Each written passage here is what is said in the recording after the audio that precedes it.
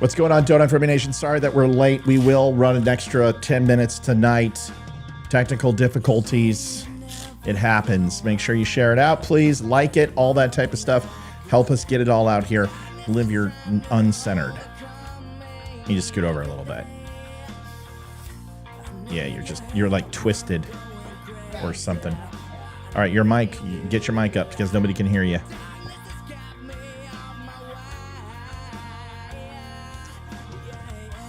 You'll only go through those URLs that we did once we're on the main page. Does that make sense? Yes. Folks, we are literally 59 seconds away. We apologize. Can you live? Are we good on channels? I don't know. I haven't gotten them up yet. I need you to get them up as fast as possible. As soon as I can, I absolutely will. All right, Wimkin is live. Rumble is live. We're popping off of Wimkin now. Oh, I forgot to add the show description. Oh, I hope this doesn't cancel this out. Oh, you know what? It's not going to get it tonight. Sorry, no description. Welcome to Spreely TV, Twitter, everybody else. Once again, extremely sorry for being late. We don't like being late. We were 5 minutes late last night and now 10 minutes tonight. But we will extend. Got about 14 seconds on the other side of this, and I didn't print out my notes. We're in deep trouble. Well, we'll just have to wing it. Done Liv, it before? huh? You've done it before? Yeah.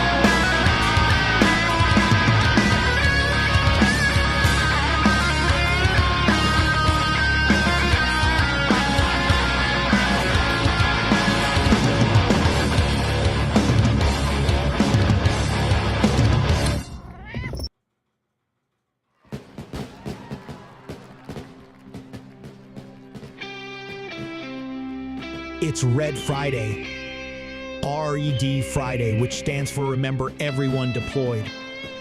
A movement designed to honor veterans and deployed U.S. troops by wearing a red shirt every Friday. As simple as that may be, Red Friday is a great way to back those who serve our country.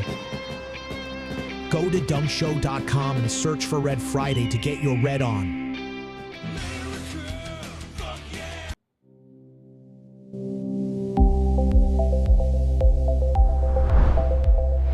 Folks, the DUM Club is available for all Don't Unfriend Me participants, fans, and even the haters. You go there and you get all your news for free, quarterly gift boxes, one-on-ones with us. You get meet and greets, all that type of stuff. TheDUMClub.com. Now with nipples. Stop on by. Let us know what you think.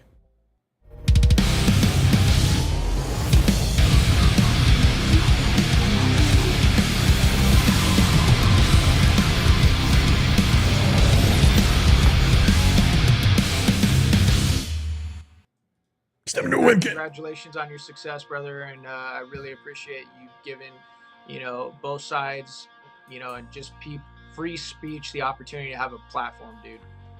Got it. You got it. Thanks for everything you've done for this country, Eli. We'll talk next time. Tell Jen hello, and I'll have this ready in a couple of hours, and you can share it and take a look. Thank you, man. Thanks, brother. All right. Bye-bye. Oh, yeah. This is the Don't Unfriend Me Show with your hosts, Matt, Leroy, Amy, Olivia, and Mike. Geopolitics, military analysis, and election coverage. Coming to you live on the Spreely.tv network and all major social media channels at The DUM Show. Honest, direct, unfiltered. We can agree, we can disagree. Just don't unfriend me. Welcome to the Don't Unfriend Me Show. A little bit of a snafu. I apologize. It certainly wasn't Olivia's fault. It was my fault. Frustration galore trying to get a few things taken care of. We had a crash and it did not work. Welcome to the Don't Unfriend Me Show. If you are interested in calling in, it's Friday. And on Fridays, we are always about having call-ins. I'm sure tonight we will get a few. Because we're going to talk about an interesting topic if you have not had a chance to take a look. And a lot of people go, oh man, why are we talking about something like this? Why are we talking about an old naval vessel and why is it important? Well, because we're talking about a lot of other things, but this is the new narrative going around, is that Israel is not the friend of the United States, that they are enemies, that they are blah, blah, blah, blah, blah, blah, blah, blah, blah. So, Olivia, have you heard of the USS Liberty?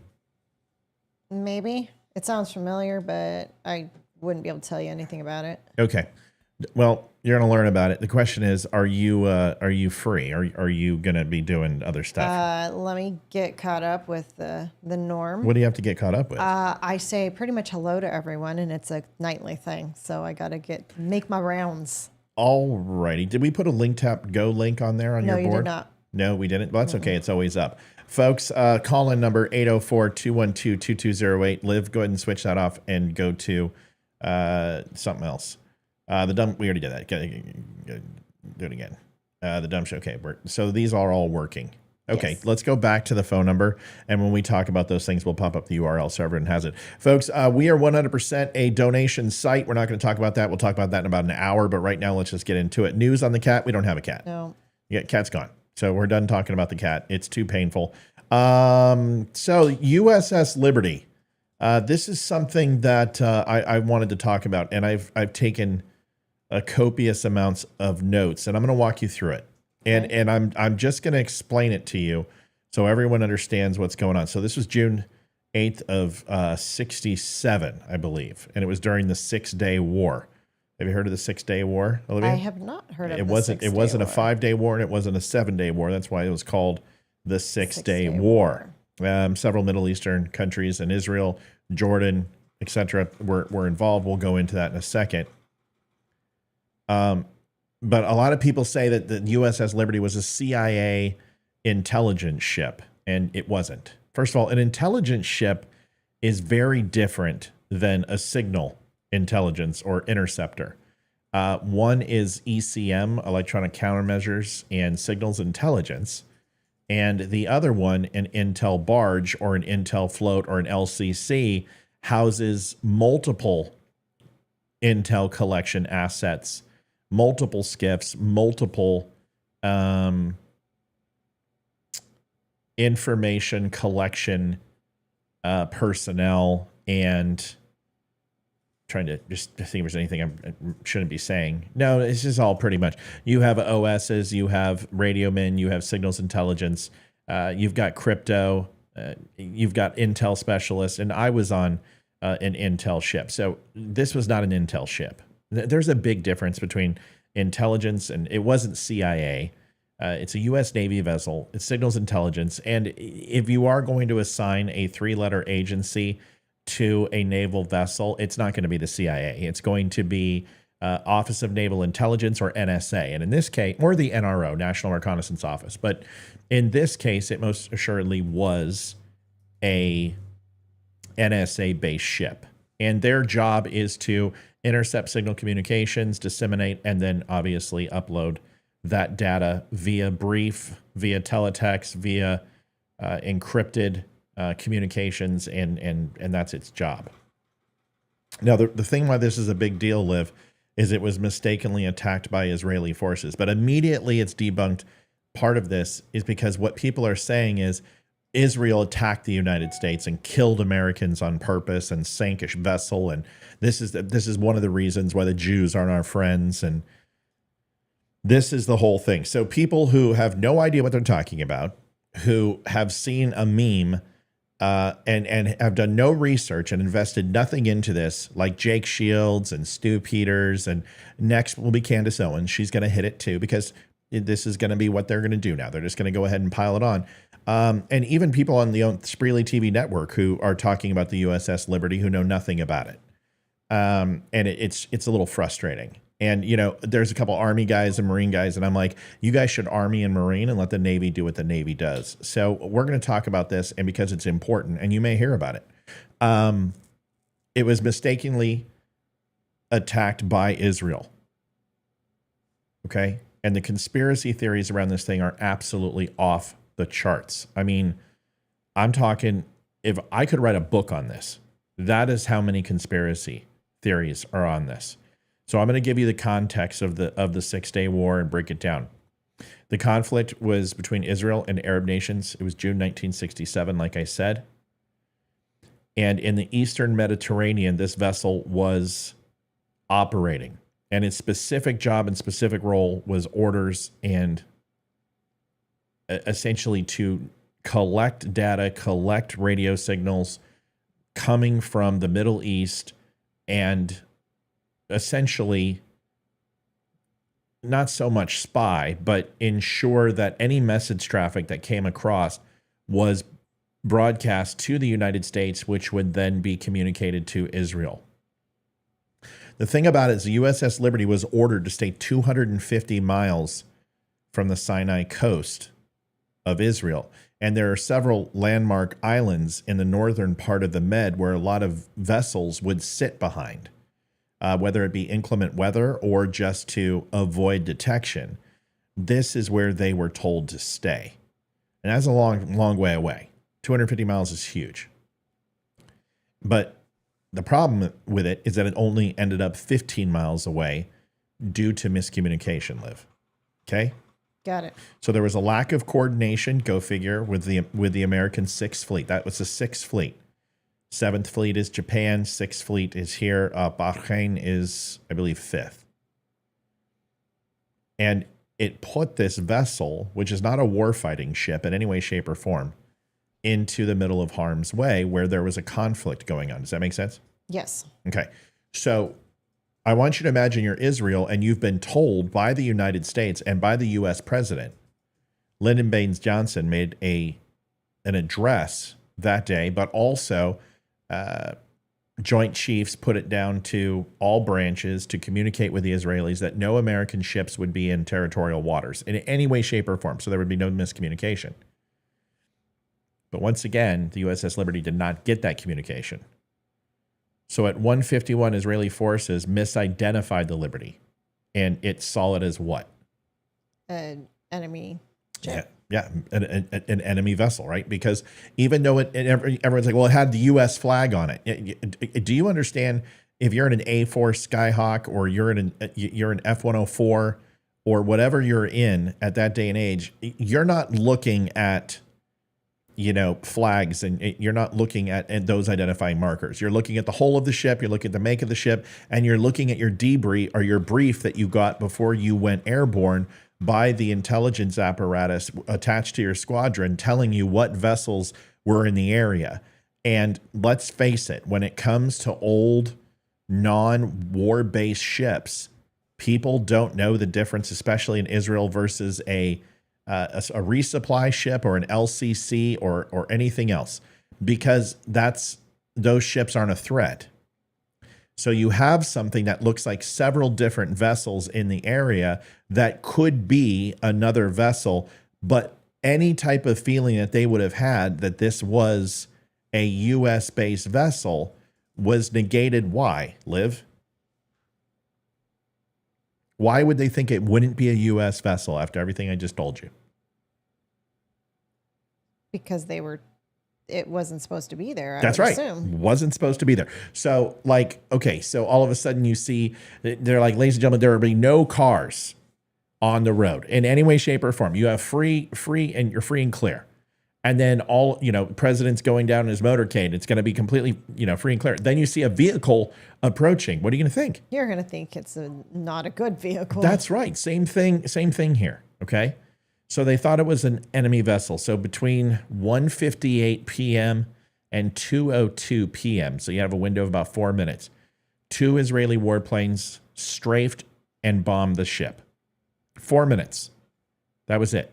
And then a second wave of 2 airplanes attacked, and that was a 5-minute run. That was 2:06 p.m. to 2:11 p.m. Does that make sense? Mm-hmm. Okay. These numbers are important. At that point, the air attack ceased completely, because questions started to come about of once they did the bombing run, because you don't see it until you're on top of it. Wait a second, this does not look like an enemy vessel.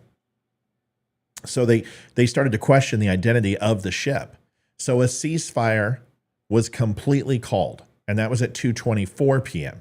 So you're talking 13 minutes after the last hit, you saw a ceasefire. So because planes that aren't recon, that don't move a little bit slower, jets aren't the best thing for recon unless they have some sort of photographic device, like the F-14 had the TARPS pod underneath where it would take, and then they would have 30 millimeter footage and things like that. What would you do if you're Israel? What are you going to send out if a plane isn't going to work and you want to identify a boat in the water? Helicopter? Maybe. I don't know. Maybe. That's not a bad idea. But it just so happens to be that you have another option in the water. You have sub. No, Israel didn't have any of those. So you Just have another boat. Yeah, there you go. That's great. Just another boat. You have 3 Israeli MTBs, and that's. Do you know what MTB stands for? Think about it. Any guess? What is the T? When you think of boats, what does a T you think stands for? Tugboat. That's the first thing I think of. Okay, how about a weapon? Torpedo? Floods too. Did you just say a keto? I said torpedo. Torpedo. I thought you said a keto. Like, whoa, they're going to launch like Buddhists. Oh, yeah. Yeah, it's a torpedo. So it's a motor torpedo boat. Okay. And understand there was a ton of smoke, right? The day was hazy. And anyone who's been on the ocean and seen a hazy day, gray ships do not stand out very well against a hazy skyline or water. And the 3 Israeli boats approached, and it was completely smoke engulfed. So it was unable to identify the ship at that time. The MTBs tried to signal it, but they were fired upon by the Liberty. Yeah. So the Liberty said, these guys are attacking us. But here's the interesting thing. We'll get into it. The Liberty fired first. The USS Liberty actually fired first. And we can go into that with the captain's logs. But I'm just giving you the basic rundown, okay? But there's a lot here. Okay. So the MTBs returned fire at 2:31 p.m. And then what's great, you remember the times because it's all 4-minute segments. Then 2:35 p.m., a torpedo struck the Liberty's starboard side. Where do you think the torpedo came from? Alas, where could it possibly have come from? One of the torpedo boats. We call those MTBs, Liv. Get with the program. Yes, an MTB, okay? Man tugboat. Yes, a manned tugboat. That's correct. The manned tugboat decided to go ahead and launch a torpedo. Fair enough? Yes. Okay. Then the MTBs, they ceased fire. And they correctly identified the Liberty and offered assistance at 3:03 p.m. So you're talking about a full 32 minutes. They offered assistance. Okay, so the response. So it resulted in 34 American deaths, 171 people wounded. Israel apologized, of course. They compensated victims. They explained that it was a mistake. They took full responsibility. Israel paid about 12 million in compensation to the victims. Some say it was 32 million. Some people say it was 4 million. It doesn't matter. 12 is a nice number. And they paid reparations. And the U.S. government investigated. An independent body in Britain investigated. Israel investigated as well. So you had 3 independent investigations. Now, the United States investigation was done, maritime investigation through the United States Navy. Okay. So both governments confirmed the attack was a result of misidentification and complete errors. And a lot of people don't know this. 1997, they declassified a ton of material on this. And this is right when I was in. And I happened to, I was one of many people who got to read this declassed information in 1997 as well. It just so happened I was going through a particular C school at that time for intelligence, and this was put on our desk as something that we could study and do a brief on. This is what I said to people about Leroy and I having some understanding, is because he was in during this time too, and he got to see this stuff. I don't even have to ask him, and I know for a fact he did. So in 1997, when this was released, and they were declassified materials, but understand, we got to see the stuff that wasn't declassified, and that stuff I will not talk about tonight. And if I do, I do talk about any of it, let me say this without interruption. If I do talk about any of this, it's going to be from unconfirmed reporting, and I will say this is my own speculative analysis of it. Okay. Got it. Thanks. All right. So here are the conspiracy theories, and I want to break these down because most people have heard and seen these. Okay. Okay. So theory 1 is radio frequencies were jammed. The claim is Israelis jammed the Liberty's frequencies knowing it was an American ship. The thing is there's absolutely no evidence of jamming. All of the Liberty's communication issues were due to internal errors. There's a gentleman named Radioman Chief Wayne L. Smith, and his testimony confirmed the ship's inability to transmit initially was not due to jamming. Israeli jamming technology was provided by U.S., by the way. So any attempts to jam the U.S. signal and any type of signal that would come back would identify this as a U.S. ship, and IFF would kick off. So if they were trying to jam IFF, identify friend or foe, and so those two systems would recognize that it was a friendly. Okay, so that didn't happen. The duration of the attack, a lot of people say it lasted for an hour, 2 hours, 3 hours, as Israel just kept bombing and bombing and bombing and trying to kill this ship. But the combined air and naval attacks, we just talked about this, it lasted from 1:58 p.m. to 2:35 p.m. You're talking 37 minutes. This is confirmed by a few things, and this is where I'm going to be careful. IDF logs, the Israeli Defense Force, was one source of information.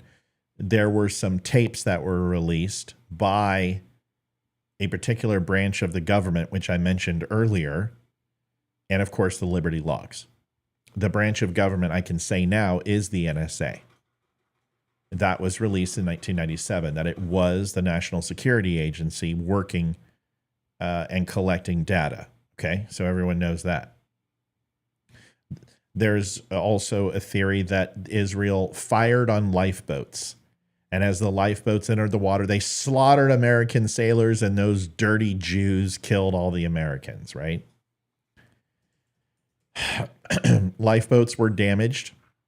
You would expect with strafing runs and bombing runs and a torpedo, but they were not targeted with crew inside. In fact, some of those lifeboats were jettisoned overboard due to the Liberty taking on water, due to making deck space and getting people up and out of the below berth, which was smoky and filled with fires. So you would put them up on the deck. There were no targeted crew inside. It's a complete lie. Israel fired first, is what they say. That the Israeli MTBs fired first. Well, I've already explained it to you. The Liberty fired first. the deck logs, and captain, his name is McGonigal, which is interesting. He's not a mudblood. His testimony in his logs confirmed that they fired first on the MTBs. The original strafing run and the bombing was a mistake by Israel, but the MTBs were initiated aggressively by the Liberty, which you could understand why. They just got strafed, for God's sakes. I don't even know what we're on. The U.S. government recall of jets. Secretary of Defense McNamara, you may have heard me talk about him when it came to John F. Kennedy, recalled jets to avoid offending Israel. Distress signals received at 2:10 p.m. Jets launched at 2:50 and were recalled at 4:40 when friendly fire was confirmed. So they put jets out there, put them in a sortie pattern for support. But once they found out it was friendly fuck or friendly frag or friendly fire, depending upon which branch of the military you're in and how froggy you want to be, once that was confirmed, the U.S. stopped all air support. There's a book and some assertions by James Bamford, and there's plenty of YouTube videos out here. And it says that Israel knowingly attacked the Liberty. This is his narrative. Bamford contains so many factual errors. I can't even go in there, and omissions. And that's the problem. It's like what Candace Owens did. He omitted things that he knows, which would disprove his own claims. And this is why people go, well, you and Candace Owens have a difference of opinion. First of all, Candace Owens doesn't know who the fuck I am. Second, we don't have a difference of opinion. She has opinion, I have fact. Because I'm not omitting fact, and I never admit fact. That's why the video, the lesbian and gay video that I did the other day when it came to the 10 Commandments, everyone's calling me. Some guy said I was on steroids. Some guy said he's gay and he wouldn't fuck me. And I'm like, you guys, it's hilarious that you can't dispute anything I'm saying, but you're attacking me because you know what I'm saying is true. And they're mad. But I don't do opinion. There's no reason to. So the key details from the miscalculation of the Liberty speed, her geolocation, the misidentification, all of that was left out from Bamford's YouTube videos and books. The broader context of this, the historical context of the relationship between U.S. and Israel from 48 to 67 was a partnership. They were not at odds. There were no odds. Israel had a strong fondness for America. Why? Why would Jews have a fondness for the United States, Olivia?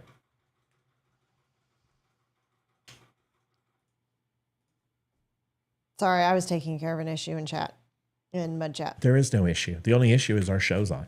There's no issue. There's never an issue. Our show is the only issue. What's the issue? I'll solve it right now. What is it? Apparently, Colleen Stewart's got a second account. Okay, then ban the account. And when she shows up, ban her. Okay? Okay. Real simple. She pops her head up, get rid of her. Simple. Okay?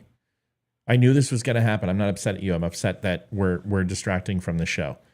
Why would Jews be fond of Americans from 1948 to 1967? Sorry, I knew that woman was going to come back tonight.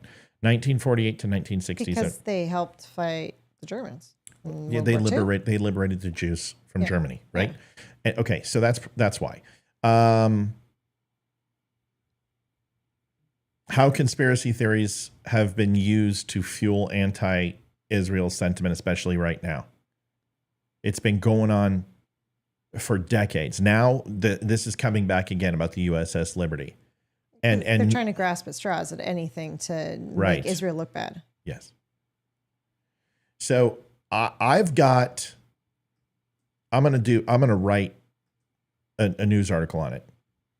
And so far it's up to like 12,300 words. Oh, wow. It's over 100 pages. So I've got to, it's not 100. It's probably 40. But I've got to narrow it down because it's too much. It's way too much. But it's a read. Maybe I'll write a book on it. But either way, the USS Liberty is a tragic accident. It happens all the time. Friendly fire is something that happens. Not only do we have countries who support us bombing our own people, we bomb our own people. We've called in danger close on our own people before, where we're bringing in, artillery rounds, a couple 100 feet on top of people's heads on our own location. Friendly fire happens. Negligent discharge happens in the field all the time. This is why you train. And there are times in Vietnam where we napalmed our own guys. Go watch Courage Under Fire, folks.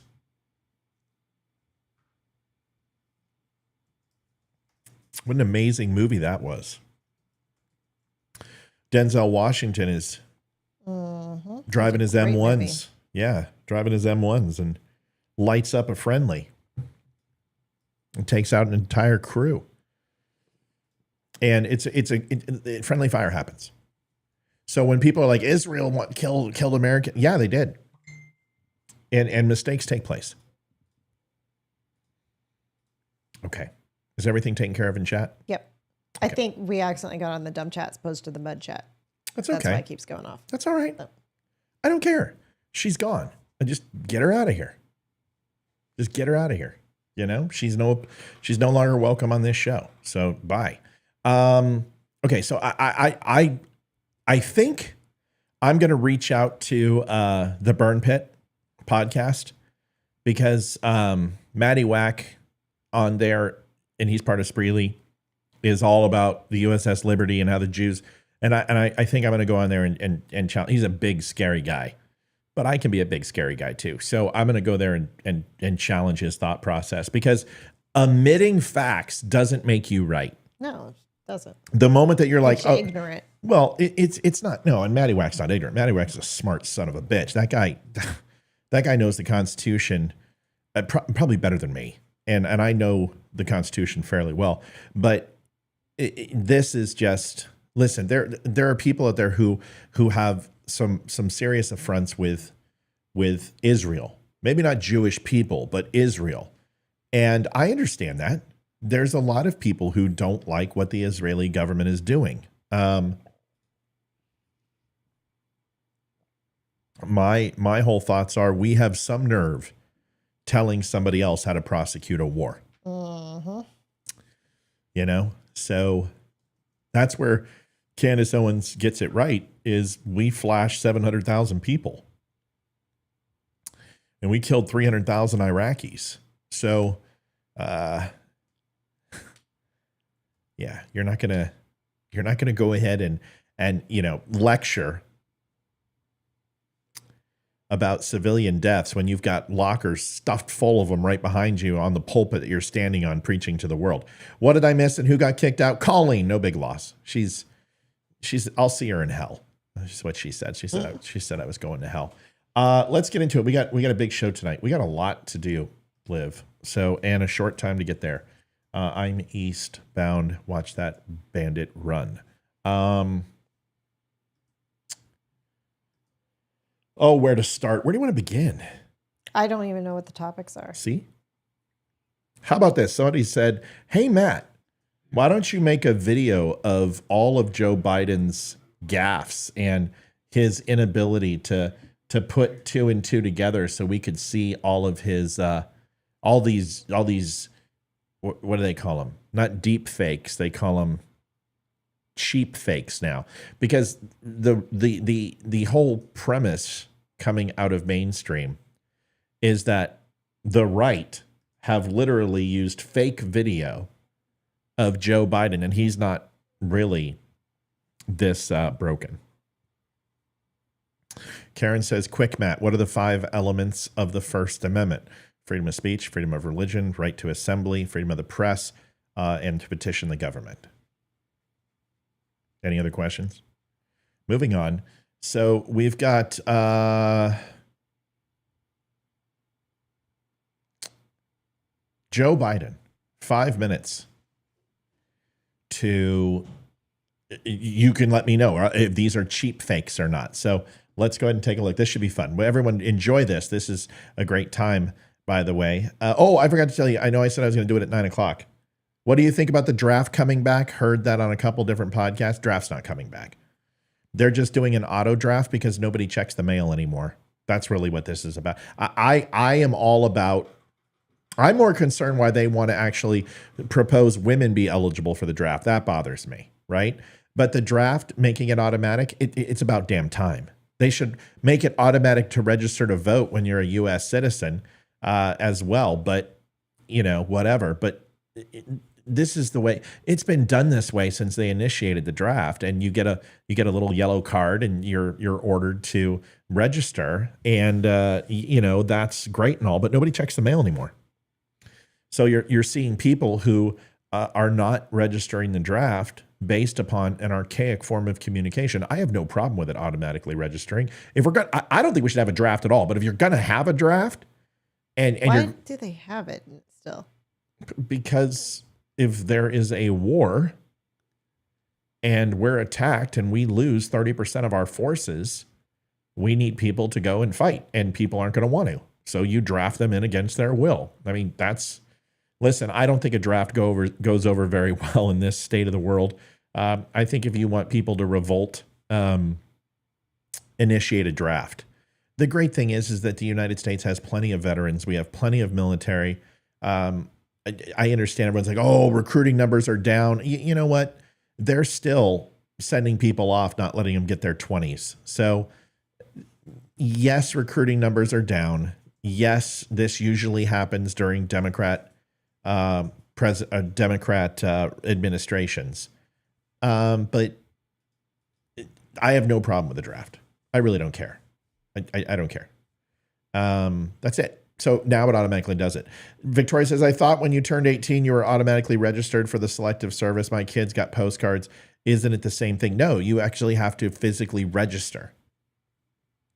So it's an auto entry now.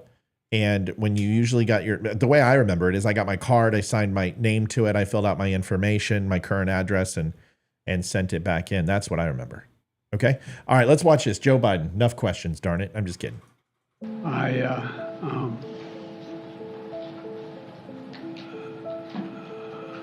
Anyway, and I don't want to, well, maybe choose my words. I was just thinking, anyway, but I just, look, I mean,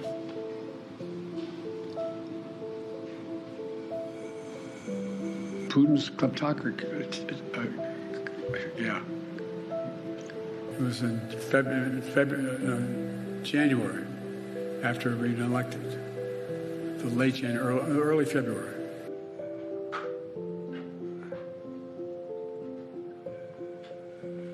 He said, it's not, we lead. Yeah, not one of these is a cheap fake, folks. Not one of these is made by the RNC. And they're out there, and they're horribly weak. Like, they'll use AI for his voice, and it's not even moving. Nobody buys this. This stuff, why would you need to create fake videos when there are so many different choices to choose from when it comes to this? Livy?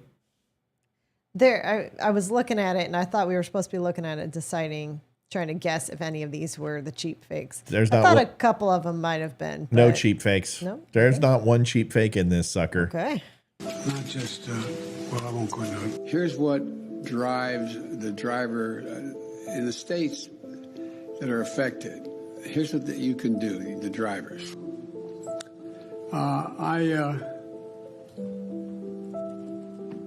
For two reasons. One,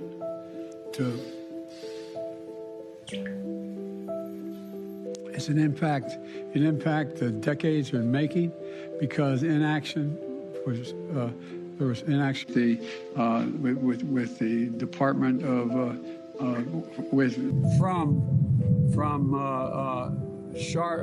Charlotte another line going from in Florida down to Tampa. The best way to get something done, if it holds near and dear to you that you like to be able to.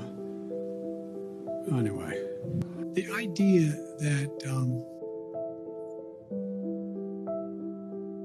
and Joan Shingang, I'm going to pronounce it right, Shanga. Shlama Beba Ding Dong. There's, there to be, beginning this effort, and I want you to know that I want to thank you as well for, but the nature, not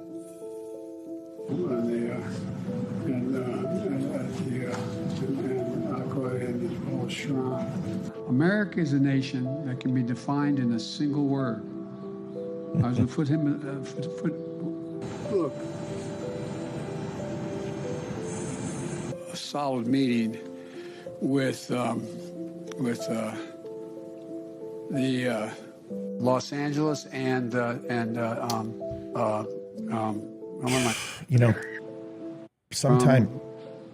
sometimes people just, it's so hard for me to understand how people can be so amazing, because you're surrounded by people who are so negative all the time. Like, you're a target. People, they hate you for speaking out, and sometimes it's even people you surround yourself with who you call friends, and it's a lonely place, and you have to have the thickest skin in the world to do this job. I'm just letting you know, because if you want to find out who your friends are real quick, do this job. And I have found out who my friends are, and I find it out all the time.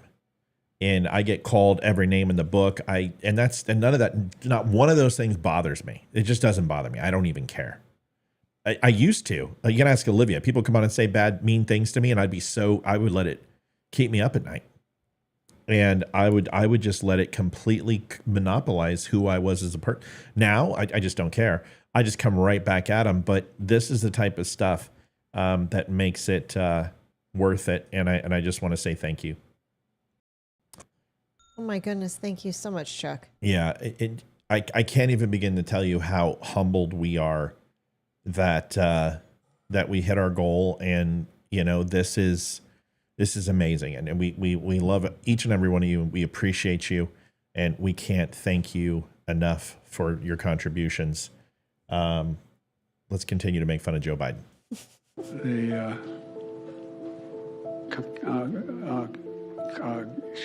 also increase corporate growth. They make a very good point. Here's the deal. $159,000 billion left. My plan is to make concrete. I know President. Concrete. Sorry, that's funny.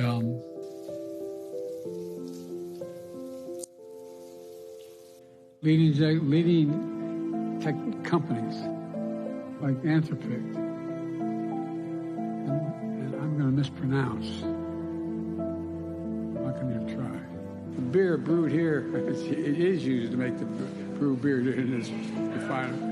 Oh, Earth Rider, thanks for the Great Lakes. By the end of the governing crisis, it's time to end these constant. Anyway, I'm going to be good. Because that's why we cannot let this election be one where the same man who was president 4 years ago. I'll never forget. Well, I won't go into that. Anyway, I just think that Florida Small Business Winner Award winner, Business Week winner. Now, it doesn't involve our institution. About former Prime Minister like to take baths up that. Anyway, overruled that to reinstate the 32nd freestanding, have 30 free. Let's follow my orders here.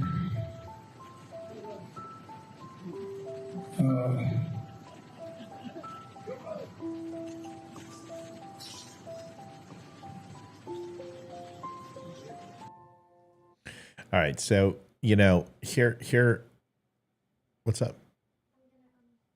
What do you want? I'm going to go to Jack's. You don't need to come in here to do that. Did you take out trash? I was going to, when I go up, I'm going to So the answer is no. Oh, he's not home. He can't. Okay. Out. But I'm not ashamed of playing that video. At all. It's not funny. I don't think it's funny. I think it's sad. It's very sad. I think it's horribly sad. I don't hate Joe Biden. It is horrible. I don't his hate. wife is letting this happen. Yeah, him. I don't. I hate the people that are putting him and making a mockery of this election process. And people are like, oh well, Trump. Okay, you know what? Fine. That doesn't make it any better. If you want to do whataboutism, that's fine. And that's fine. You can say both choices are bad. That's okay. You can say that Donald Trump's a great choice. You can say Joe Biden's a great choice. But I want to see those candidates at their worst. I want to see them at their worst. I don't want to see them at their best. I don't want to see them polished and tanned. And I want to see what they're like at the nitty gritty. I want to see what they're going to be like at 3 o'clock in the morning. Under stressful situations, how they're going to act. Yep. When that phone rings at 3 a.m., I want to know what we've got. And it shouldn't be Hillary Clinton sucking on a chicken wing. I want to know what the president of the United States is going to be doing. And honestly, dude, I'm so sick of this. He's too fucking old. Well, Donald Trump, no. There's a big difference between Donald Trump and Joe Biden. It's stupid. It's a stupid argument. Donald Trump, yes. Does Donald Trump sometimes mix things up? Sure. I do too. Hold on a second.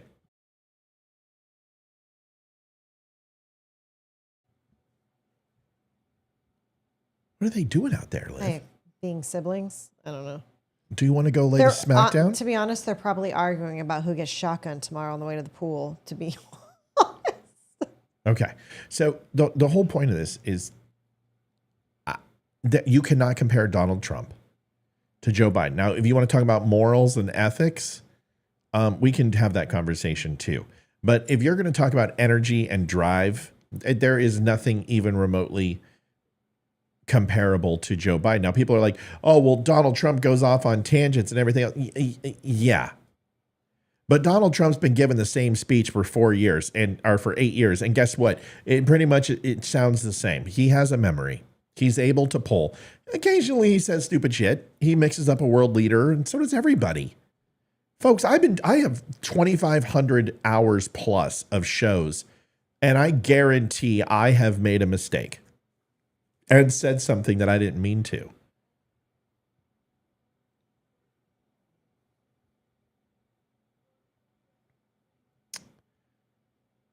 I don't want to see Joe Biden debate. Because if he doesn't literally fall down, Democrats are going to claim a win. I mean, these are the guys who call him Dark Brandon. These are the guys who are like, he's winning. The economy is winning. And you're like, you guys are so fucking stupid. They're so bad at this. And I don't understand why people can't just be honest here. Why can't you just be transparent and be like, I don't like Joe Biden. The only reason Joe Biden is running is because they believe he can beat Trump. That's it. And they don't believe anyone else can. If they thought Gavin Newsom could beat Trump, they would have yanked the chain. If they thought Kamala Harris could beat him, if they thought Michelle Obama could beat him, for some reason, they still believe that Joe Biden can beat Donald Trump. Because he did in 2020. Well, they're going off past. Well, when you throw a 50 million additional votes in predominantly blue counties, yeah, he beat Donald Trump. I know that. So they're not going to have it this time. And you wait. I'm going to know how many people are going to vote about 5 minutes into the election. And I'll do the math. And I will compare it to the last 70 years of voting. We'll get early leads from Florida. Florida will have 500,000 votes in within 20 minutes. And I will tell you the pace of the votes. And I'll tell you, and I will look at that graph and identify what pace it's falling under. And I will be able to tell you the difference in votes from 2020, probably about 3.5, 4 minutes into the election. Watch. And I'm going to be like, it's going to come in at 122 million. Like 121, 122 million is just itching the roof of my mouth. That's the number I'm coming. That sounds about right. And if that's the case, then there will be a line around my city for the people who have to kiss my pucker, apologizing.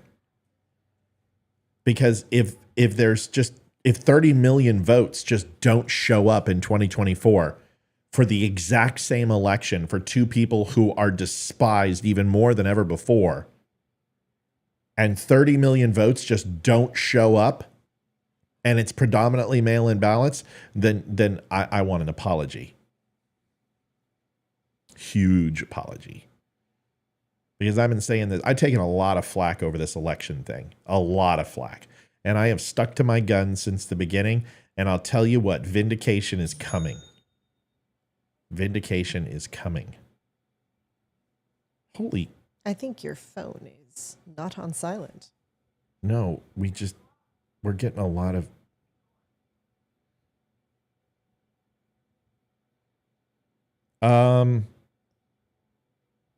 Chuck, thank you again.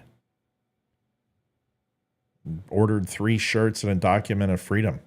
$160. Oh my God. People are donating like left and right. Hold on a second. I got to catch up. I'm sorry, folks. This is important to me because people do really nice things and they deserve to be recognized. And I'm willing to do it in the middle of the show until I can get someone to code for this to automatically do it. Until then, I have to manually put them in. Maybe I should have Olivia do it. I would screw that thing up in a heartbeat. You know me. I would hit the wrong button. Sarah. Thank you. Sarah, we appreciate you very, very much. She was ordered to take the weekend off. So by whom? Izzo told her she needs weekend off. Izzo just texted me. I got to read what he said. So I don't know what he said. So I got to read it.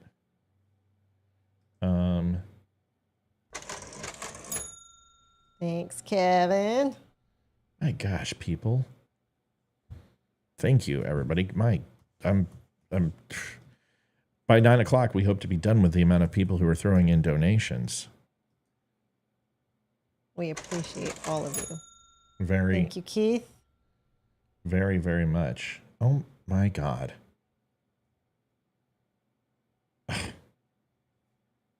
Unbelievable.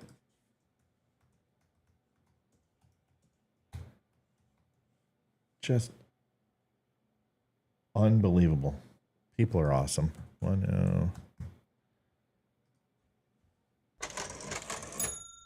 Thank you, Victoria and Ernie, very much. You guys, everyone is amazing. And then I got to do one more.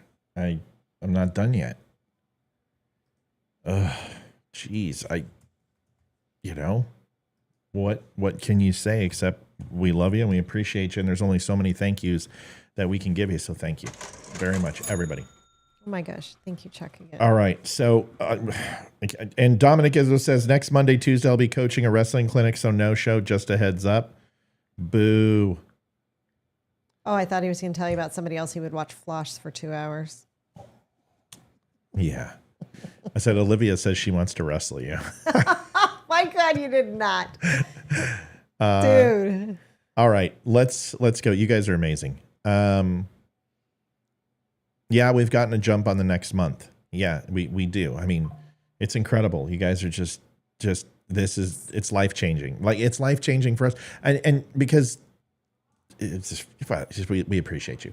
It is. I was just telling Matt the other day that I can't wait until this show gets to a point where we can start paying the people that are helping us. Yeah, that's Leroy all. That's and the Amy's and well, the Amy. Muds Hold on. Amy and Leroy have been very well taken care of for 1 day a week. So they've been hooked.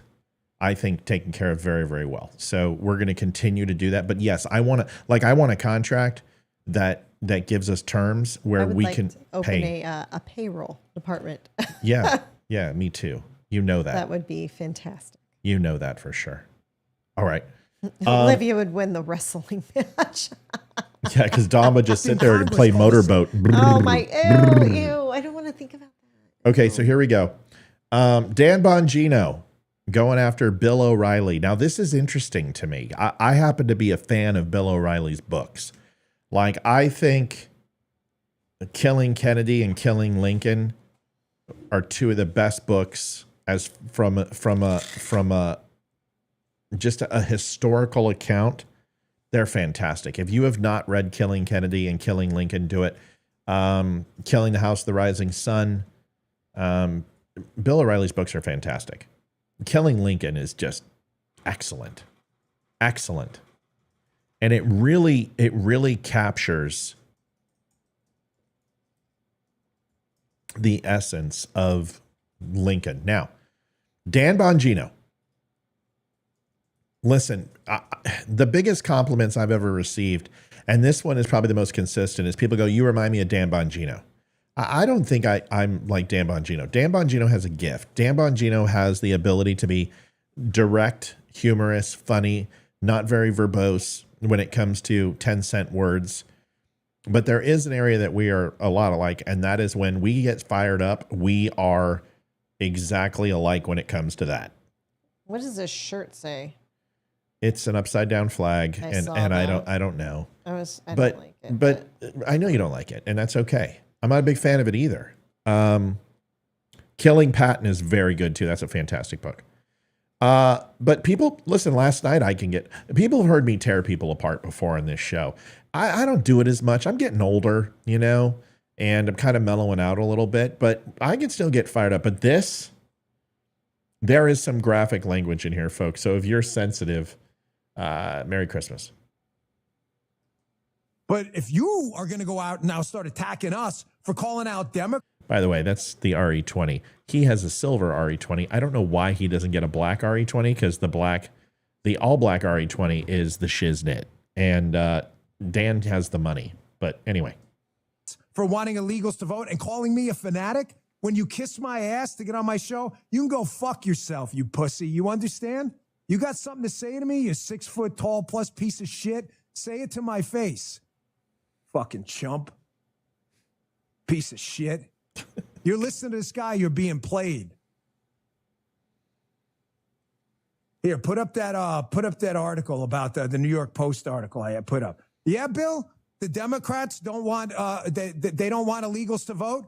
There's an act in Congress called the SAVE Act. Did you know this? You're so fucking stupid. You don't even know this, you dipshit. You know why? Let me tell you a little secret about this industry. There's about 10% of the hosts that actually do their own show. Yep. Producer Jim, am I right? Amen. Thank you. He's absolutely right. You guys don't understand this. There are like Damani Felder, who's going to be coming on here from the Wright Brothers. He does his own show. I do my own show. Most of the lower end podcasts, and listen, we got to stop calling ourselves lower end. I don't know if anyone knew this, but for news and politics in the world, we were ranked number 12 last month. Liv, did you even hear me? Yes, we were ranked number 12. Our podcast was ranked number 12 in political news podcast single entity. You can go on Good Pods and Goodreads and take a look. And my jaw hit the floor. We've been in the top 30 and top 40 for a while, but to hit top 12, that's incredible. And is this the world or the U.S.?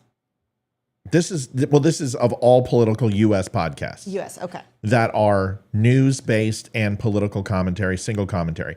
But we're not syndicated. So you can't compare us to Bongino. You can't compare us to Shapiro. Those guys are syndicated. But unsyndicated podcasts, we're ranked number 12. That's huge. I mean, I'm shit, and I got no reason to BS you. Hold on. I think it's fantastic. Hold on. It's a lot of hard work, and it's you don't get popular overnight, and this is not something that's going to grow overnight. Well, scratch that. So this is the I was horribly wrong. I lied to you. Not really. Hold on. Here's the email. So you can take a look. The Don't Unfriendly Show has made the following top listener chart for Good Pod's news commentary weekly chart, number 16 in top 100 news commentary. We had placed 73rd, 63rd, 36th, and 34th. This was our highest. Number 16. So and people go, well, wait a second. What? You don't have writers? Do you guys understand that when I interact with people, they go, this guy who's on the video is a moron. And I'm like, I go ahead and I'm like, oh, really? Why do you think I'm a moron? And they're like, because he is. I'm like, dude, you're talking to the guy. You're talking to the moron. And people are like, oh my God, I had no idea that you were actually going to interact. I feel like an asshole. That's so. This is on your recorded videos? Yeah, okay. On Facebook. They're like, that's so cool that you actually talk to people. You know what? I'm actually going to listen to you now. So I don't have writers. I got me. That's all I got. So Bongino's right. Bongino has people to research for him, but he does his own content, man. It's from the gut. He reads, he researches, he gets up at 04. He gets his lift in. He shoves down some carbs and some protein and some basic fats. And then he gets his coffee and goes to work. And he punches the clock. Yes, I've heard about the book War on Warriors by Pete Hegseth. I have reached out. I'm going to get it, but I've got a lot of people who Pete swims with who are on the teams, and I want to get. I don't think that'd be great to come on the show. I don't think Pete would, but I want to get to that point because I want to talk about. However, we do have I get so much news. I got a writer coming on. Oh, really? And who did a series of books. He reached out to me. Oh my gosh. Okay, I got to get these contributions in real quick. This will be fast. Everyone's like, you should do it at the end of the show. No, it loses its meaning. Thank you, Brenda. Thank you, Brenda. Okay. So hang on. Melanie made a comment, and it's just worth a read. And okay, go ahead. Very cool. She says, "Hi all. OMG, my mom just finished. Thank you, Frank. My mom just finished reading my late grandmother's journal that helped her get through the camps. And when they finally knew they were saved, it listed the men that helped them." I just thought that was really cool. Yeah, that is. If anyone says that it's false and that it didn't happen. So, wait, what didn't happen? No, I said the Holocaust. Oh yeah, absolutely. You know, I mean. Well, this is the guy who watched my video, and he's like, wow, this is what he said. He said, "Hello, Matt. I just listened to your reasoned response to Candace Owens about World War II history." He goes on to talk about James Scott, and he wants to come onto the show. And he's an author, and it's the Noah option. He's written several different books. His name is Mike McCarthy. Oh, cool. He's written several books, and he's going to come on Thursday. We're going to record it. And we have Damani Felder coming on too. I'm working on someone as well. Yeah, we're getting people to start recognizing the show. So there it is. Okay. Will you share the link for this show? All the live shows are on my website. They're on Facebook. They're on Spreely TV. You can watch them. They're cataloged. It'll be posted tomorrow. But yeah, you just go to Facebook. It's right there. So anyway, finishing up with Dan Bongino, because this is important. Let's let Dan finish this, and then we can talk. What the other 90% do? No, Dan, they're talking about what they care about. No, they're not. They're too freaking lazy to do their own show. So you know what a lot of these other bums do? Like O'Reilly? They have producers and stuff. Just throw shit in front of them and they read it. Correct. He doesn't know shit. They have this act called the SAVE Act. It's a really simple thing. It's up in the House of Representatives, or it's going to be. And the bill says something real simple, that if you're going to register to vote, you should be able to prove you're a citizen. How many Democrats, Bill? Because you said it's only the far left, right? How many Democrats support that bill? Oh, there's the answer, you dipshit. 1. You stupid fuck. You're so stupid, you dumb motherfucker. You going to take me on, bro? You sure? What do you think I'm here for? You think I'm here to play nice? Yeah, I give a shit about you. I give a shit about you. I care about this cause. Care about you one bit. You're a bum and a loser. You've always been a loser. You left Fox and you're pissed off that the other people that left built careers and nobody likes you because you're a piece of shit. Calling me a fanatic if you beg to get on my show? Here's the real Bill O'Reilly, too. You want to see his tweet on January 6th? This is a couple days later. He had time to think about this. At Bill O'Reilly, douchebag. President Trump's failure to tamp down the angry protesters. You mean by telling them to march peacefully and patriotically, you dumb fuck? President Trump's failure to tamp down the angry protesters supporting him in Washington has destroyed his legacy. Oh, yeah, it really has. It's only up in every swing state, you moron. And let's listen to this next part. This is Bill O'Reilly. Our divided nation turns to you, Joe Biden. Diffuse it as best you can. Don't fuck with me, bro. You fuck around, you're going to find out. I like that meter.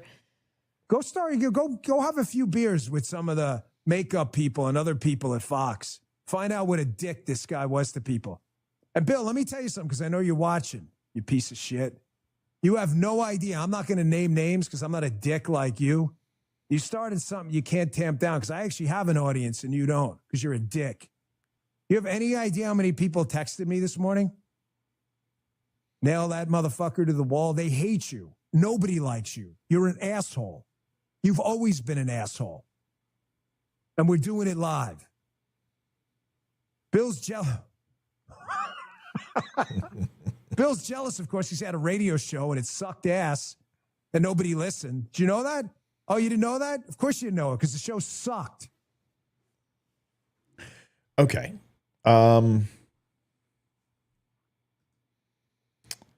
They're both men. They can say whatever they want. I don't think Bill O'Reilly is someone who I emulate. I don't think he's someone who I think he's a condescending dick. I think I can be a condescending dick. I think Dan Bongino can be a condescending dick. Pompous ass. Yeah, you know, I don't agree with everything Bongino says. And here's the thing.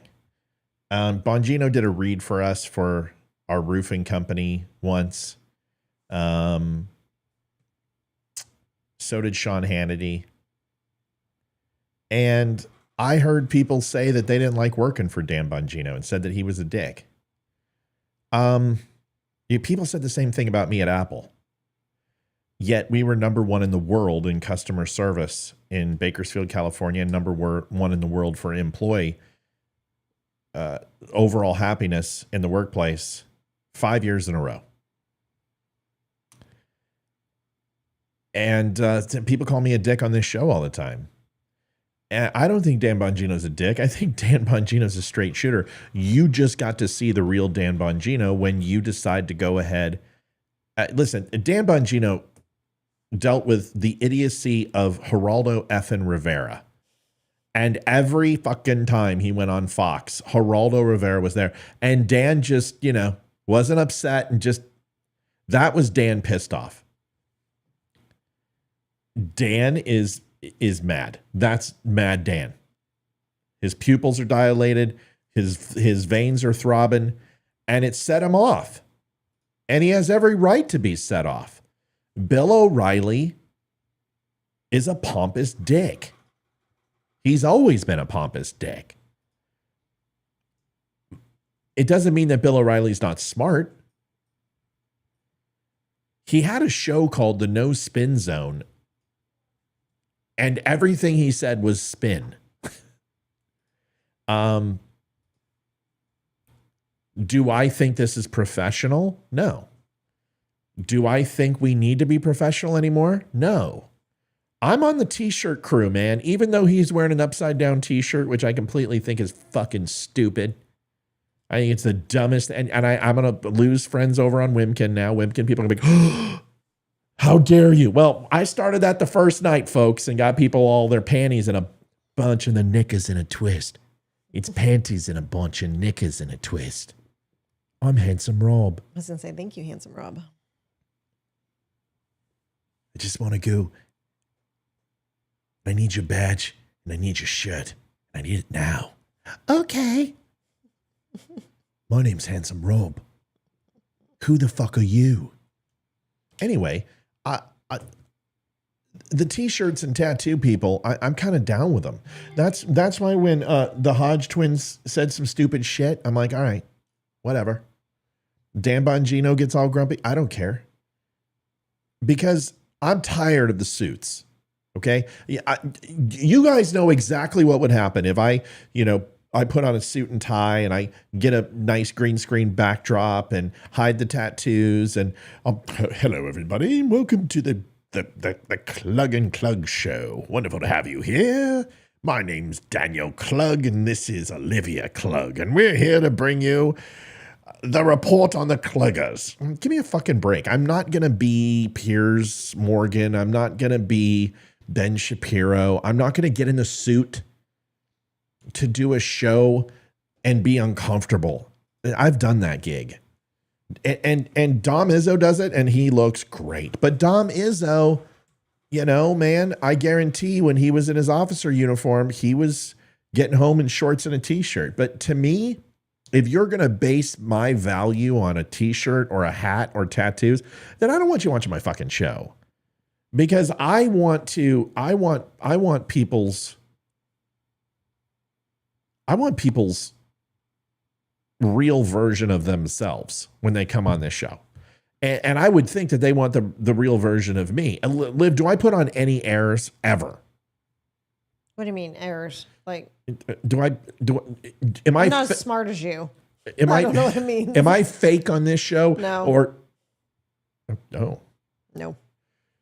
Is this who I am in real life? Yes. You don't change. You're the same person in this office when the camera's rolling as you are anywhere else. Always. Maybe not the bedroom, but Oh yeah, in the bedroom, I'm all about you're licking my eyebrows. So it just comes down to this. Dan Bongino has every right to say whatever he wants on his show. If Bill O'Reilly did that to me, like Stephen King did to Bongino, Dom Izzo got blocked by Bongino. Dom Izzo, so did Sarah. They got blocked by Bongino. Bongino just doesn't, he's idgaff. He doesn't give a flying foot. And good for him. He is one of the biggest. He has a platform and an audience that is loyal to him.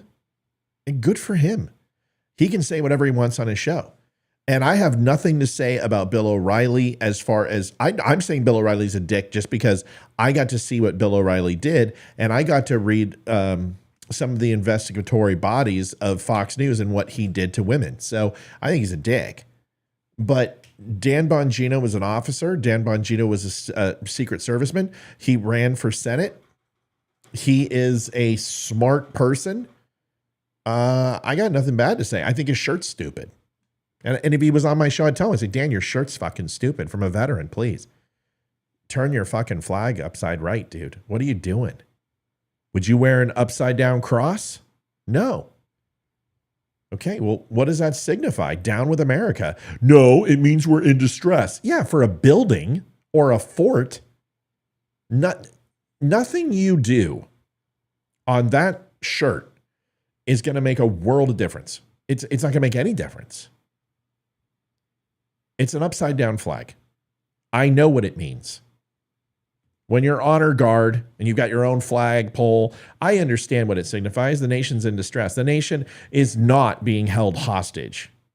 We have a shitty president and a horrible administration. It doesn't mean we disrespect our flag while we do it. Sorry. I don't care if you don't like it. Wimkin people, I love you. I do. You mean the world to me, but this is where we differ. And some of you may not like that. You're like, well, I've got an upside down flag shirt. And you can wear whatever you want. I'm just telling you, I disagree with it, and I think it's stupid. I would never disrespect any flag in this home. From the grandfather buried, from every flag in here has meaning to me. And I would never disrespect it by hanging it upside down. It's just not me. That's it. Right, Liv? Yes. All right, Dan Bongino, rock on with your bad self, dude. Was it over the top? Sure. Who cares? It's his show. He can do whatever he wants. And here's the cool thing. If you don't like it, don't watch him. Watch me instead, and then I'll do it. And then you'll be like, oh, Matt's over the top. I am. There's no doubt about it. Judge Judy, God, I love this woman. First of all, she's timeless. I think she's just I think she's a beautiful lady because she's just feisty. She's got a great personality. Oh, she doesn't take shit from anyone. I love her. Like Janine Pirro and her, forget about it. And I don't agree with everything Judge Janine says. There's no doubt about it. But man, I pretty much agree with everything Judge Judy says. Thomas, I did. Olivia can't get her hat. We figured it out. The wrong address. Oh, come on, Thomas. How did you get it to me and not Olivia? We live in the same place. I let her sleep in the basement. He makes the east with a west. Okay. Well, that's all right. Here we go. Chris Wallace, this decayed fossil. Oh, God. Can't stand this guy. Is that the justice system working, or is it the justice system being manipulated? I would be happier as someone who owns property in Manhattan if the district attorney of New York County would take care of criminals who are making it impossible for citizens to walk in the streets and use the subway, to use his efforts to keep those people off the street, than to spend $5 million or $10 million of taxpayers' money trying Donald Trump on this nonsense. Hoo-yah. That's my view. But I, as a taxpayer in this country, resent using the system for your own personal self-aggrandizement. Now, if you didn't know... And that's what you think the DA did in Manhattan? That's what I think. That's what you just said, Chris. Clean the shit out of your ears, you old fuck. Sorry. Dan Bongino's, he gave me the green light. He called and said, you better go off on Chris Wallace. And I'm like, Danny, I got you, buddy. Danny boy. You had to twist yourself into a pretzel to figure out what the crime was. He doesn't like him. New York City didn't like him for a while. Trump. What do you think of Donald Trump? What do I think of him?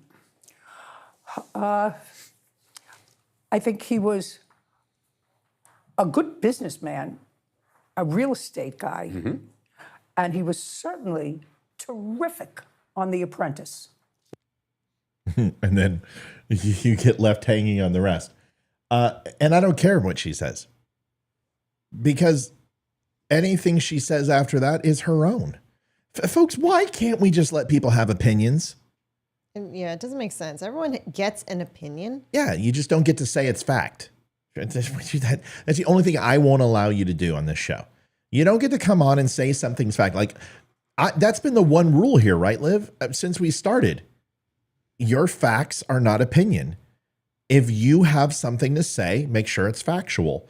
And all you got to do is that if you want to let me know, no, Matt, this is just my opinion, just say that. Hey, this is my opinion. And then I'm like, oh, okay, we'll have your opinion.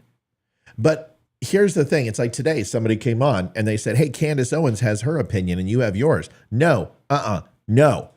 We can watch that whole video if you want. There's not one opinion in that thing.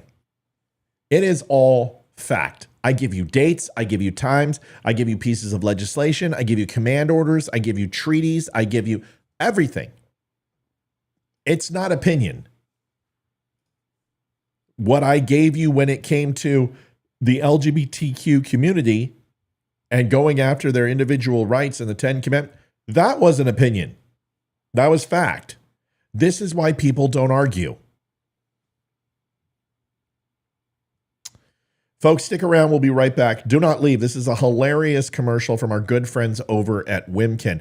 Folks, you can catch our videos over at Spreely.tv.com. We've got them there live. We're live there right now, but we're also live on Wimkin. Wimkin is our social media platform that we use, and we encourage you to use. It's 100% free speech. It's funnier than hell. You'll love this. Watch this. Are you tired of being constantly banned off of every social media platform for saying facts only to be proven right 6 months later after you already had to create a new account? Tired of Fuckerberg robot AI-looking bitch constantly putting you in Facebook jail? Or maybe a geriatric old bastard who shits his pants in front of the Pope became the resident-in-chief because his crack addict, traitorous son had complete media silence about traitorous actions and backdoor deals with the big guy. And those bastards ban you for sharing the story. If you said yes to 2 of the 3 above, you don't need to circle back like a failed White House spokesperson who has 2 alcoholic drinks for a name. Up in Wimkin, we think it's fair not to sell your data to China, even though their president is super inclusive and named Xi. We kind of have a problem with the whole harvesting organs, slave labor, and communism. We also don't compromise you or get your kids to do stupid and dangerous trends. So you don't have to find out secondhand your kid Johnny is an idiot. Look no further than Wimkin. Made and housed in the USA, Wimkin offers all the features of Facebook and more, with complete data privacy and safe for your whole family. Download us on your app store today and join the community of users who value privacy and safety. Wimkin. Folks, you should go over to Wimkin.com and get yourself signed up. If you have any problems, just remember this is Yahoo and Gmail and all of those big tech emails won't transfer emails from Wimkin to you. So when you sign up, you won't get a username and password email or anything like that. Jason actually physically goes in to keep bots off the platform. 9 million users. This guy clicks all the time, and he checks the profiles to make sure they're not bots or some pornographic, star's picture. And usually that just takes a couple hours, but maybe even a day. Give it a day, then go back and just put in your email that you signed up with and your username, and you should be greenlit. If you have any problems, let me know. The mods are going to put up the link, which is Wimkin's help page, and Jason will answer that and help you out. Do it. By the way, folks, we are a 100% funded by you show. People have been so very generous this month. linktapgo.com/the DUM Show. We went from being really comfortable and not asking for donations. 3.5 years, we never asked for a cent. People would ask, hey, how do I give money? And I'd say, I don't want it. Go buy a t-shirt, go buy a hat, go give it to a veteran charity. People have heard me say that all the time. I never took a donation for 3.5 years. And then 90% of our revenue, which is cut out from underneath us, we're talking tens of thousands of dollars from Facebook was just cut. And I think we got a $360 check, and we're like, oh my God, what are we going to do? We're done. Like, we can't make the rent. We can't pay our energy bill. We can't do nothing. We can't pay for the broadband. We can't. And luckily, Spreely TV came in and saved the day. Wimkin came in and saved the day. Most importantly, out of all of those, you came in and saved the day by donating to the show. I can tell you it doesn't go to the DNC. It doesn't go anywhere else. It goes here. It goes to our family. It goes to our network of people. It builds the show. It continues to do that. So you can fund and help out at linktapgo.com/the DUM Show. It's right there underneath Olivia. And you can tip or donate through PayPal. If you tip, it'll pop up right now. If you donate, it'll take me a few. And then when I see it, I'll punch it in. But either way, we appreciate it. And remember, take care of you, take care of your family, your loved ones, birthday presents, kids, summer vacation. Do all of that. And once that's done, if you have a little bit left over and you're like, hey, you know what? I've bought myself something pretty, some pink polka dot house shoes, and you're happy, you can just go ahead and help throw it our way if you can and want to. It's that simple. If you can't do that, just like the show, follow the show, watch the show, go buy a t-shirt, or just keep watching and we'll be here. Next video, Donald Trump says if you go to college in the United States and you're an illegal immigrant, 2 years, 4 years, doctorate, that you get U.S. citizenship. What do we think? Let's go find out. Because this one is freaking conservatives out. Listen. The reason why Facebook did that is they changed their copyright. Used to be people overseas would use our videos, but if I have a video like this that's owned by somebody else, I can no longer copyright it. even if I use it for 30 seconds, it used to be I could put in something for 20 minutes as long as I added original content to it and I didn't alter it from its original form, we would get revenue from it. Well, they changed that rule. If I have anything that's not mine, they demonetize it and you don't get money. So where we were getting thousands upon thousands of dollars from people using my content overseas and then borrowing content, the rights manager was paying all of us content creators. Well, they have completely stopped that now and we're no longer allowed to do it. So that's where we're at. Okay. Of us are immigrants, sir. Yeah, and 3 of the 4 here are immigrants, the ones without the ties. And we can get these great people into our country, and that's a loss for our adversaries and our competitors, and it's a gain for us. But I've never heard you talk about this. Can you please promise us you will give us more ability to import the best and brightest around the world to America? I do promise, but I happen to agree. That's why I promise. Otherwise, I wouldn't promise. Let me just tell you that it's so sad when we lose people from Harvard, MIT, from the greatest schools and lesser schools that are phenomenal schools also. And what I wanted to do, and I would have done this, but then we had to solve the COVID problem because that came in and, you know, sort of dominated for a little while, as you perhaps know. But what I want to do and what I will do is you graduate from a college, I think you should get automatically as part of your diploma a green card to be able to stay in this country. And that includes junior colleges too. Anybody graduates from a college, you go in there for 2 years or 4 years. If you graduate or you get a doctorate degree from a college, you should be able to stay in this country. And you know more stories than I do, but I know of stories where people graduated from a top college or from a college and they desperately wanted to stay here. They had a plan for a company, a concept, and they can't. They go back to India, they go back to China, they do the same basic company in those places, and they become multi-billionaires employing thousands and thousands of people, and it could have been done here. And a bigger example is you need a pool of people to work for your companies. You have great companies, and they have to be smart people. Not everybody can be less than smart. You need brilliant people. And we force the brilliant people, the people that graduate from college, the people that are #1 in their class from the best colleges, you have to be able to recruit these people and keep the people. It was such a big deal. Somebody graduates at the top of the class, they can't even make a deal with the company because they don't think they're going to be able to stay in the country. That is going to end on day 1. Yes, Jonah, donations are most assuredly taxable. The good news is I have a very good accountant. She is excellent. But donations are most assuredly taxable as income. I am an I-9 employee and I file as such. I save 30% for my taxes. After my accountant gets done, I can just be transparent with you. We pay about 12%.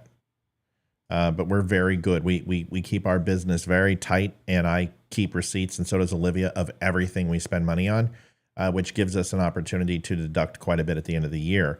We've been profitable now for 2 years in a row, and that's a good thing. But yeah, just to answer your question, yes, they are tax deductible or taxable. That's great. Well, I think we all wholeheartedly agree with that. Being in the tech industry, we understand the importance of that. All right. So what do we think about this? This is an immigration piece, right? So other countries send their best and their brightest over here. They're top 1% of all their countries, whether it be El Salvador or China or Hong Kong or UAE or Jordan or whatever. And they get their education here. And then you go ahead and send them back. And that honestly would help that country be successful, right? Because eventually the top 1% is going to influence the second 10%. And that 10% will influence the 20, and the 20 will influence the 30. And then ultimately you get half of your country moving towards progression. Now, this takes generations, but if you constantly take a country's top talent and take their best and their brightest, well, then this is going to be a mass immigration issue, and we're never going to solve the immigration problem. So that's number one. What other issues can you think of, Liv? I don't know. I'm How do you feel thinking, about it? I'm mixed. I think I'm more towards, I think, I think I like that. Okay. The reason why is you got to go to college. You have to pay money. You have to, that means that person's going to have a job. They're going to have to, something they're going to have to give to society. And at the end, they're going to have a degree and they've worked for it. It's not like they just border hopped and expect to be a citizen now. Correct. They've actually worked for it. And I think, I honestly think that would be a good thing. So they're here on a college visa or a work visa or temporary green card. And what Trump is saying that but here's my problem. Aren't we all saying that colleges are all indoctrination clinics, basically, that just brainwash people? So what we're getting is more Democrats and more radicalized people is what you're saying, but now they're overseas. I don't know if that's a good idea. Yeah, that's the other side of it. Yeah, and then, Patricia makes a good point, is don't we have merit-based immigration? It's a great point, Patricia. What about the people who are waiting in line who don't have the money to go to college, who are following the processes? Do we allow them in? So I understand where Trump's going, but Biden, now here's, what, I'm not going to wax the policy because I don't have, a green card isn't a citizenship. Did you hear what he said, Ramon? Did you hear what he said? He wants to give them a green card so they can be here indefinitely and open up a business. That will ultimately lead to citizenship because anyone who's going to build a business here and wants to stay here is going to apply for citizenship. I mean, that's what he said. So no, a green card isn't citizenship, but that's exactly what he's alluding to, as someone would open up a business here, invest in the United States, and wants to stay. That was what he said, wants to stay. So they're going to apply for citizenship. I guess we're okay with that. Do you get what I'm saying? I don't care about that because I want to talk about the policy. I would love to sit down with Donald Trump or Joe Biden because Joe Biden said the exact same thing. And people are all up in arms like, oh my God, Donald Trump's Joe Biden. Dude, do you guys really believe that there aren't certain policies that Democrats and Republicans agree on? Why are we at a spot that we actually think that we have to be diametrically opposed to everything that Democrats think and vice versa? Somebody help me with that. I don't understand it either. Why? I mean, it's just like we can't have our own opinions. We can't, people on the left and right. If you think differently from them, you're wrong. And it's because people live in a bubble now. It's their own little bubble. It's their own little world. And anything outside of that bubble is wrong. And they will lash out because it's wrong and it's not what they think. And people are sensitive. They're turned into sensitive Nancys. And anything that they don't think is right and they're told something different, it hurts their sensitive feelings and they get all upset.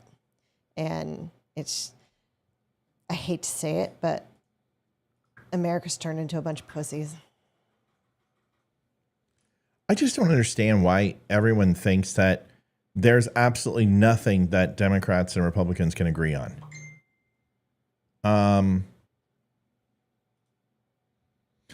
Patricia, the immigration policy right now is a hurry up and wait.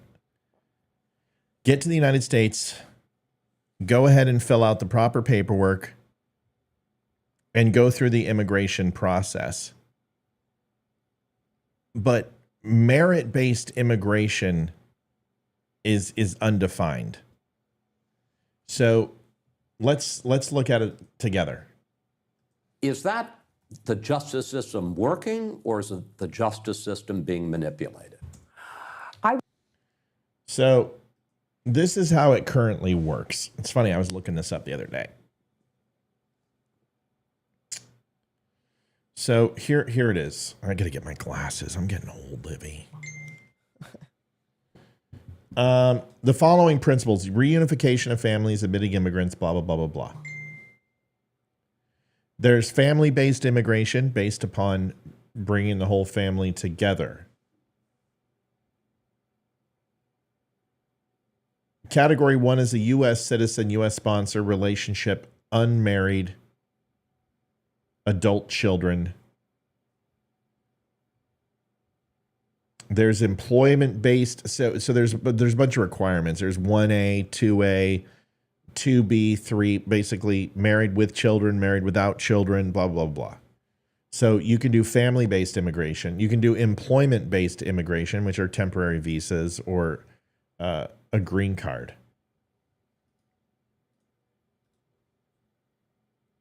Per country ceilings, certain ceilings are countries can only send a certain amount of people here, and there are numerical values attached to how many people can come into the United States, and that's set annually. You can do refugees and asylees. It currently has, once again, limitations on how many, but you can also come in illegally. There's a diversity visa program. There's a temporary protected status, deferred enforced departure, deferred action of childhood arrivals, DACA, humanitarian, and then the path to U.S. citizenship. Now, here's the path to U.S. citizenship, okay? So this is what your question is.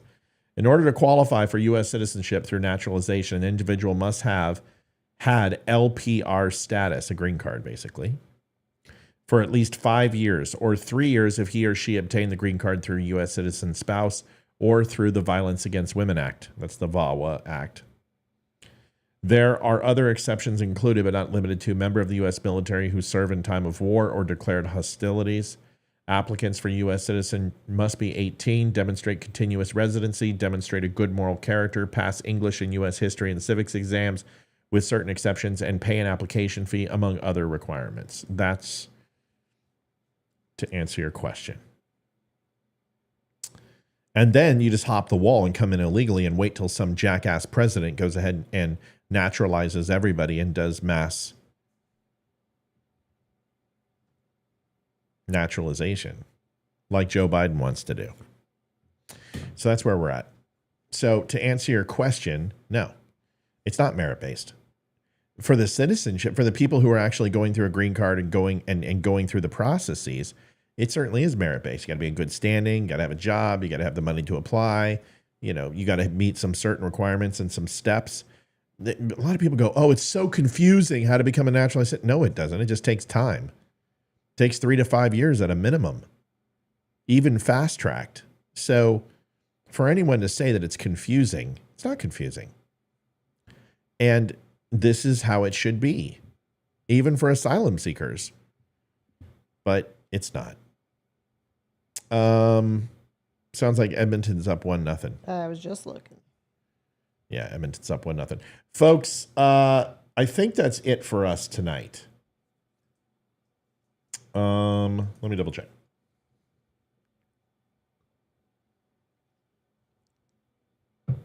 Nope, it's not. Olivia is going to have an opinion on this one. How anyone could hurt her 12-year-old daughter. This happened in Houston. This was after the 13-year-old girl and boy were raped, sodomized, videotaped. This shit makes me sick. Olivia knows, like, something comes on TV or something bad happens, I can't even hear it. It puts me in a real dark place. A lot of people know what happened to me when I was a kid, and I can't hear bad things happening to kids, but this shit needs to be talked about. We talked about Joy Reid last night, how they said that this was all fear-based and fear-mongering. Olivia wasn't very happy about that. Now, this is Houston. This is our old stomping ground. This is North Houston, where we lived. Take a listen. Jocelyn's mother tells me this doesn't feel real. She says she does not understand how anyone could hurt her 12-year-old daughter, who she describes as loving and kind. It's hard. It's so hard. Tears stream down Alexis Nungare's face as she speaks about her 12-year-old daughter, Jocelyn. She was goofy. She always had her own little spunk. She never followed the crowd.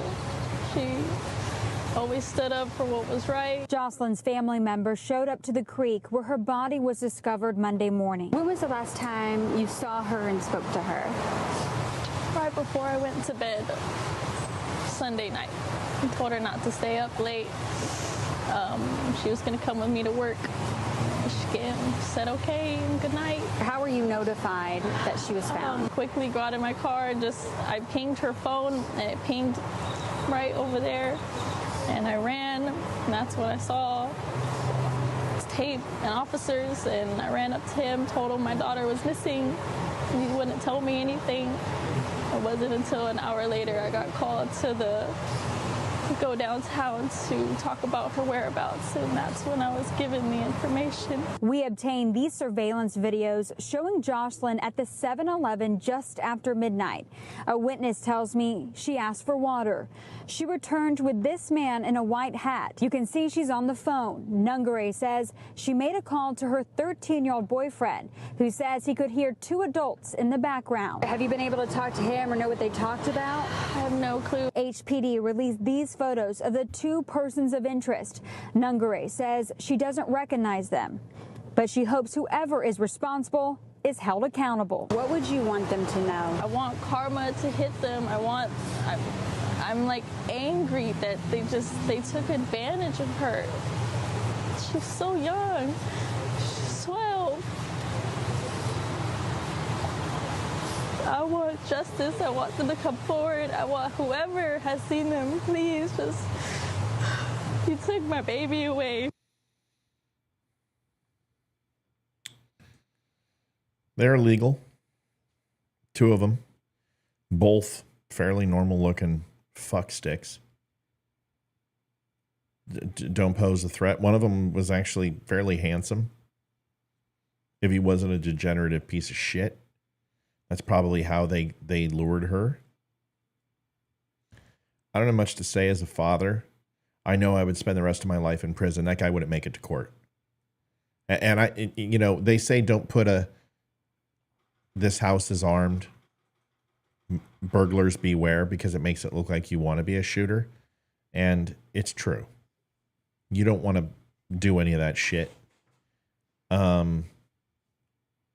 But I can say it right now, and if it ever happens, I will spend the rest of my life in jail. If anyone ever touched my child, they would never take another breath. And I don't care how many. I would Kaiser Sose their fucking asses. And everyone they know. I'm sorry. I just could not. I would Frank Castle the situation. I would go Punisher.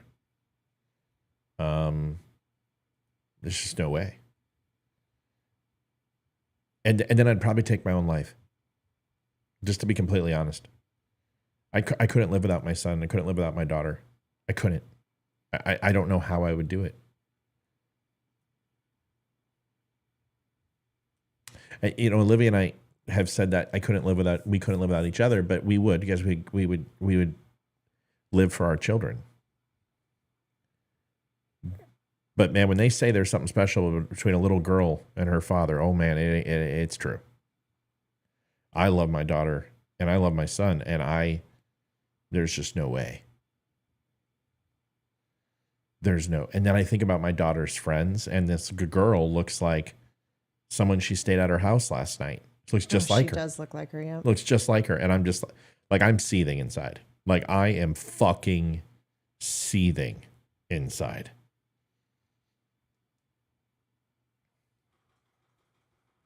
Yeah, when I don't have anything to say, that's usually when people should be afraid. Because you know what's going to piss me off? Yeah, they're going to get away. They're going to get away with it. The left is going to blame it on the mom and say she's a bad mom for letting her daughter sneak out, not taking more precautions. No, they're going to blame it on Republicans and say they should have passed the bill. That's what they're going to do. It's not fear mongering. This is the truth, and the people deserve to hear the truth. This is the truth about the frickin' open border, and no one's stopping anything. And just to prove a point, because you've got a burr up your ass and you hate someone, and you cancel all their policies, and you freaking shut down the building of the wall and open up the border to prove a point, to say he's wrong. Well, they sure prove their point that they're fucking stupid. They let these stupid, horrible people come in this country. And I haven't done any research, but people are saying that crime in these countries are down. That is correct. Because these fucking stupid people are up in our country. And this is the thing that pisses me off the most, is these two, catch and release in 2022. The Maryland mother of 5, her killer was caught and released. The 13-year-old that was raped and videotaped, catch and release. That's what pisses me off. That's right. A lot of them have been in jail before and have had crimes before, and they've been released. Yep. And this is ridiculous. And the left media calls it fear-mongering. Fuck you, left media. Yeah. This is ridiculous. Absolutely ridiculous. And I know it can happen anywhere, but it makes me happy that we're not in Phoenix anymore. Oh yeah, but Virginia has illegal immigration up the ass. I know. That's why I don't want her to go to the Leesburg Mall. Mm-mm. And I'll tell you what, this is the same shit they're doing with the black and white. Whenever it's a black shooter, they don't bring the color up, but whenever it's a white shooter, they always bring up the color. When it was the transgender shooters, the 6 of them in a row, they never said that they were trans. Well, they're not calling these people illegal. They're saying 2 men in North Houston. This is, folks. You wonder why Dan Bongino's pissed, because you got to call this shit out. People wonder why I cuss. Why do you cuss? Because I've done the no cussing thing. I've tried to be civil. I don't have time for that shit anymore. I'm not going to put on any airs and pretend that you get a recorded show and you get my news writing and you get my slap checks. I don't cuss. But when you come on this live show, I'm going to drop some fucking F-bombs. And that's just the way it's going to be. Because I don't care anymore. I'm done being sensitive. We've tried the good Christian thing, okay? So you be good Christians and just let me do my thing. You let me do my thing. You worry about your own soul. I'll take care of mine. But if God is upset with me for dropping F-bombs and not completely focused on a 12-year-old girl being strangled, trachea broken, windpipe broken, blood vessels ruptured, eyeballs fucking blood red. Because that's what happens when you get strangled. And he's upset at me cussing, then I've got some questions for God. I got a lot of them. And he ain't going to like what I ask. I don't think God cares about me dropping an F-bomb. I think God cares that this entire experiment on Earth is literally a modern day Sodom and Gomorrah. I just don't understand how anyone wants to hurt another human being. Well, no, I can understand that. I can innocent human being. I can understand that too. I can understand 100% wanting to cause harm even to an innocent person. Because I'll tell you what, anybody who's in the military who's served in conflict understands that theory. Because there's no doubt a lot of the people that you exchange fire with haven't really done anything wrong other than follow their orders. And in the Civil War, I kill my brother with malice in my heart, right? This is so I understand that. What I think what you're trying to say is how can you take a life from someone who has done nothing or put themselves in a situation even remotely deserving of it? You know what I mean?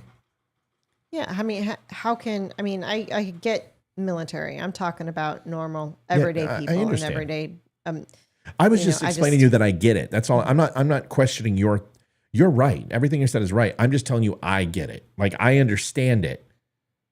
There are times where I want. I get angry. So there are times where I see things and they have to be innocent, right?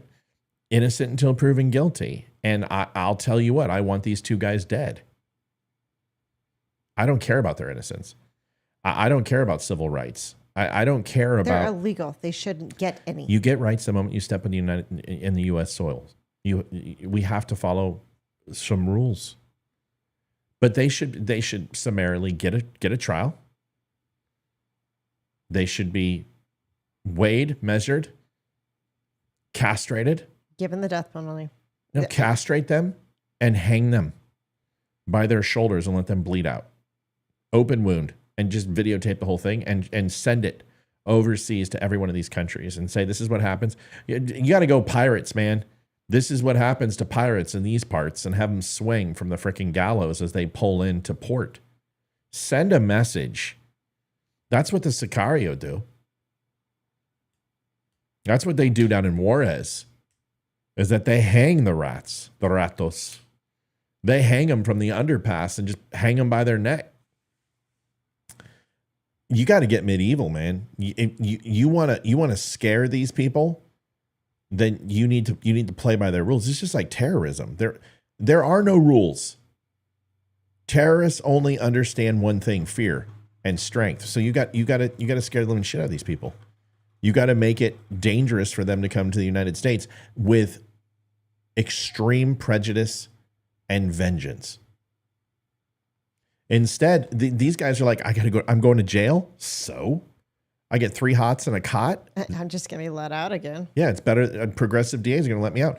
No, you absolutely need to take the war to them. And this is where Nikki Haley and I agree. I don't think we should send special forces down into Juarez and down into the cartels. But when they come to the United States, I think you should absolutely hand them over to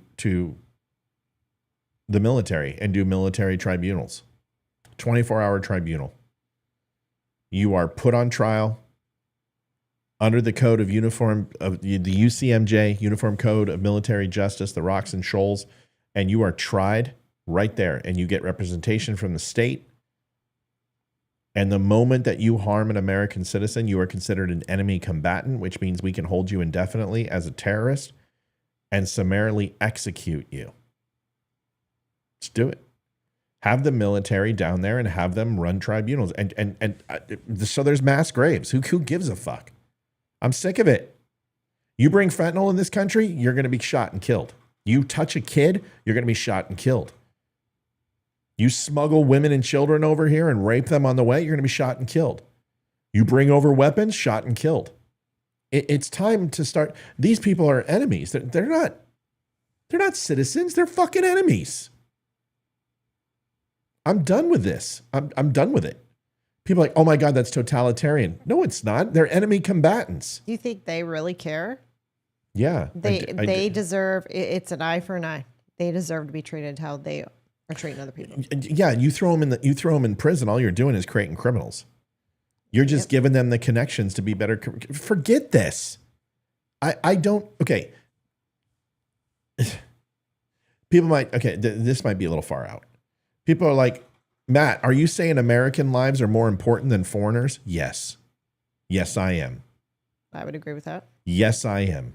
Are American lives more important? Yes, they are. Yeah. Uh-huh. Yes. There is nothing more important than American lives. Not to me. I don't give a shit about the Jews. I don't give a shit about the Egyptians. I don't care about the Chinese or Russian. I care about the United States of America, and I care about the people in this country. I don't have time. I've got 332 million people to worry about here. I don't have time to worry about anyone else. Now, you need some weapons? Great. You need to run proxy? Sure. You need us to lay down some bombs? Okay, fine. We'll go ahead and do that. We got the money. We'll be the world police, and it's kept us out of a world war. Well, fine, we'll do that. But when it comes down to it, we protect ours first. And if these people come in here to do harm, if they come over our border and pose as somebody else and they have felony charges in their home country, we put them in a tribunal right there. If they've raped a little girl, we kill them. If they've murdered somebody, we kill them. We put them on trial. They get a fair trial. We do a military tribunal. We Skype in the foreign country. We have their prosecutors and their state prosecutors go ahead and plead their case. We listen. They have legal representation. If they're found guilty, they're executed. That's it. I don't understand what I'm not calling for violence. I'm calling for justice. Is that not justice? That is justice. I'm not saying that you can't have a fair trial. We're going to have a fair trial. We're going to allow your state that you fled from to find out what you fled from, and we're going to try your case. And you will have the American justice system and the legal system that you want to be a part of, right? You want to come here? Okay, great. Now you have to follow our laws, and here's the law. You're not an American citizen. You broke in here illegally. You're an enemy combatant. Now you're going to be tried by a military tribunal. Period. Because let me ask you a question, Liv. When they cross that border, by the way, we're in overtime. We're going to give you guys an extra 4 minutes. When they cross that border, Liv, what are they doing? They're entering illegally. But what does that mean? What do you mean? What does that mean? What is it actually called? Like border hopping? No. What if somebody came into our house who wasn't invited? What would that be called? Breaking and entering. Okay. What would they be the moment that they walk in? Criminal. Or correct. Would they be a friend? No. They are an enemy. And we would do what to them? Any means necessary. Get them the fuck out of my house. Make sure you don't harm my family. Well, when you come into this house, we're going to shoot you. You're going to be shot. There will be no conversation. You break into my home and you come in here. There is no warning. The moment that I see you and I see the whites of your eyes, I'm going to put you down. I will not hit you in the back. There is no warning. You turn around the moment you can see me, and I'm going to continue to move closer to you. So I have a larger profile to hit until you turn around and you make eyes with me. And then I'm going to put you down. Okay, you're trespassing. You're an enemy combatant in my home. This is my sovereign space. I own this. You break into it, you're an enemy. Fair? What is the difference between illegals? Okay, so the difference is they're breaking in and crossing the border, which is a crime. So they need to be handled as such. They can seek asylum. They can go ahead and apply for citizenship. They can stay wherever they came from, all these things. But if they have a criminal record that's a felony and they are entering under false pretense, that is no longer an illegal border crossing. You are an enemy combatant. You are a person who is breaking the sovereignty of our country. And you are coming in under false pretense. That is a crime. It's a capital crime. Ramon says, what if they are 12 years old? Thank you for giving me the worst possible scenario. I think we can allow 12-year-olds to survive, don't you? How about everybody else? Did I say kill everybody who crosses? Is that what I said? Are 12-year-olds raping people? Are 12-year-olds strangling people? Are 12-year-olds dealing fentanyl? Well, if they are, I'm sorry. But you and I both know that's not what we're talking about. We're talking about adult-age males who are of military age, who are committing capital crimes on our soil or have committed capital crimes on their own soil. And their country are mass exporting them. We've all wondered, how are they getting 3,000 miles from point A to point B? Now we know. These countries are exporting them to us. So it's no longer immigration. They're no longer immigrants. This is an invasion. Foreign countries are sending people who want to do harm to our country across our border illegally. That's an invasion. I'm sorry. Any way you slice it, dice it, cut it, it can cut through an engine block and still slice through a tomato. It's an invasion. So am I saying all illegal immigrants need to be lined? No. No, I'm thinking they don't get to come in the United States. This catch and release bullshit is stupid. You catch them, You release them back into Mexico or whatever country they came from. That's right. And then if they do it again, they get another chance. They stay in a jail, U.S. jail for 1 year. And then if they do it again, it's a death penalty. I'm done with this. This is Matt. What's up? This is Matt. Matt. Go ahead. Hi, Mel. Hi. On this topic, I just want to say is, how is it that El Salvador has now gone from a massive killing, whatever, feeling in their own country, and now their crime and whatever is down to less than like 20%? Yeah. They're all here. They're all right. here in the States. That's right. They emptied the prisons and they're all here. So that's right. It is what it is. Like Donald J. Trump was not wrong when he said they're emptying their prisons and they're sending all their finest people to come across to create havoc. And I also just want to say is it's not just the legal age, like whatever you want to classify as legal age, whatever. The teenagers are just as guilty that are running across this border of causing all these crimes and doing all this rape and pillaging and whatever, this disgusting shit that's going on right now. So it's not just the legal, whatever, it is the younger ones too. And there's got to be whatever, like DAs and attorney generals and the whole country's just got to wake up and go, enough is enough. Don't care what party you belong to, but this shit's got to stop. It's got to stop now. Yeah. Well, people go, well, what about the 12-year-olds? I don't care about them either. Okay. I'm sorry. Yeah. I don't care. I don't care. These kids in these other countries have grown up in these like scenarios, whatever. Yes, that's their culture or whatever that they grew up with and whatever. But they're here now, so they may be 12 and 14 or whatever, but they're still criminals. Like they still should be treated as fucking criminals. Like I don't care what age you are. If you commit murder, rape, blah, whatever, I don't care how old you are. You know what you did is wrong, or you should know. And if you don't, and you don't belong to this country, you should be like right away. Like there should be no whatever. Like just take them and put them in a plane, boat, whatever, and drop them at high altitude. I really don't give a shit. But there's got to be consequences to these actions, and these do-gooders and these, oh well, you know they had a bad upgrade. I don't give a fiddler's fuck. Pardon my French. That's PHQOUE in French here in Canada, but I'm like, Fuckwa is how you pronounce that. Drop a plane. Like done. Like we used to do with commies, throw them from a chopper. Listen, Mel, everyone's like, Exactly. I can't believe this channel. They're calling for mass genocide. No, we're calling for justice. If that country can't take care of these people, then and they want us to take care of them, fine. Then we're going to take care of them the way we would take care of any criminal or any enemy combatant. We're going to try them, and we're going to go ahead and deal the punishment. But they're not American citizens. They have the right to life, liberty, and pursuit of happiness until they take it away from somebody else. If you rape a little girl, you don't deserve to live.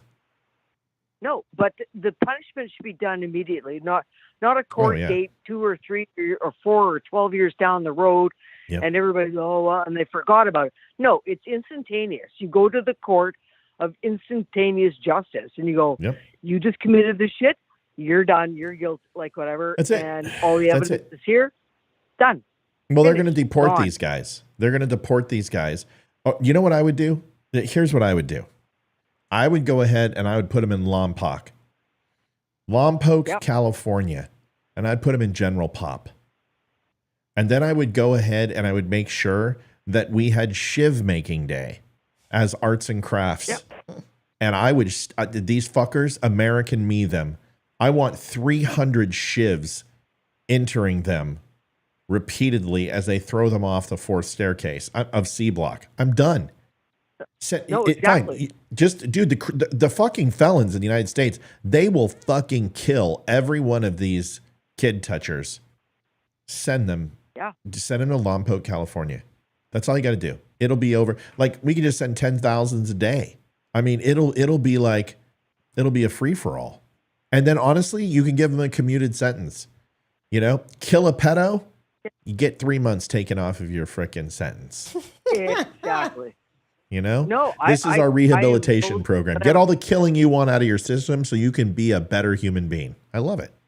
Exactly. But this nice society has really got to stop, because right now it is not a nice whatever, because there's over probably 13, 14 million people that have crossed that border on your south end that are not here for good reasons. And I really don't care. They crossed illegally. They should be there. Like, I'm done. Like, we're all done. We need to get rid of all the Canadians too.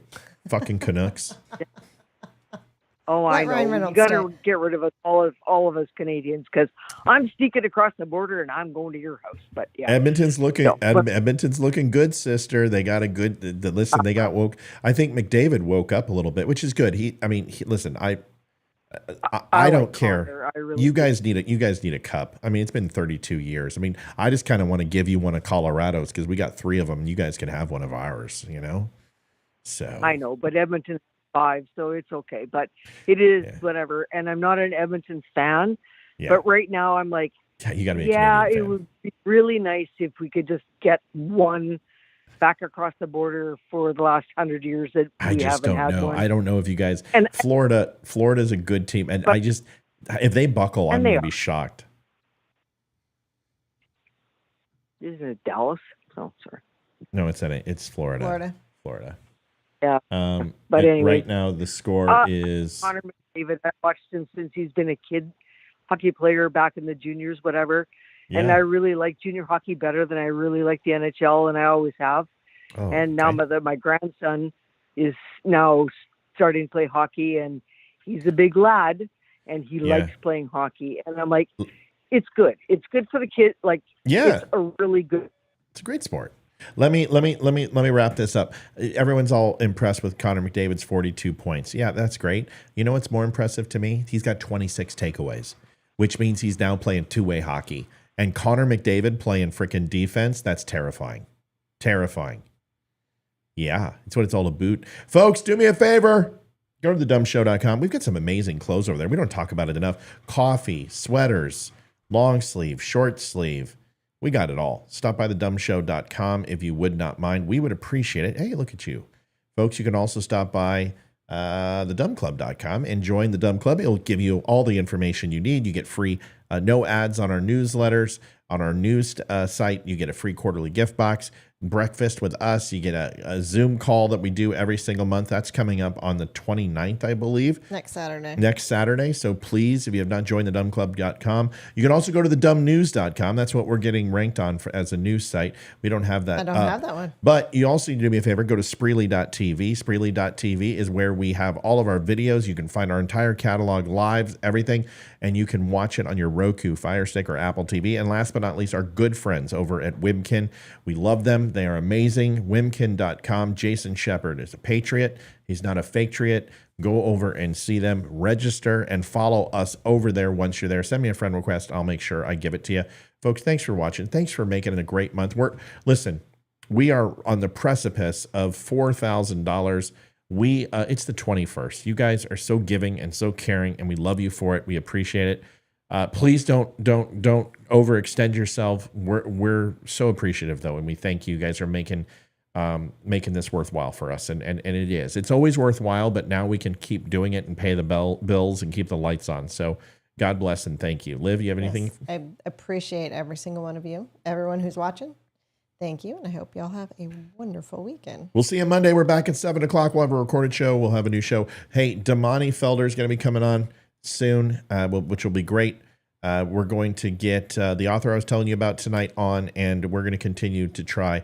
There's also, I found out that Leroy made a contact from a certain person in an alphabet agency that he is trying to get on our show. And I am working on the likes of Sean Ryan and people like that to get on here. We're going to expand and get some people on. So I've talked to Jason. He's all for it. And we're going to get some things done. And maybe, just maybe, might have a visit from Laura Logan. Maybe. Just maybe. We'll see. We're going to work on that. Yeah, I'm not going to let the cat out of the bag. Good night, everybody. Thanks for watching the Don't Inframe Me Show. See you soon. Night, y'all. Bye. Adjusting transmitter output. This is the Don't Unfriend Me Show with your hosts, Matt, Leroy, Amy, Olivia, and Mike. Geopolitics, military analysis, and election coverage. Coming to you live on the Spreely.tv network and all major social media channels at The DUM Show.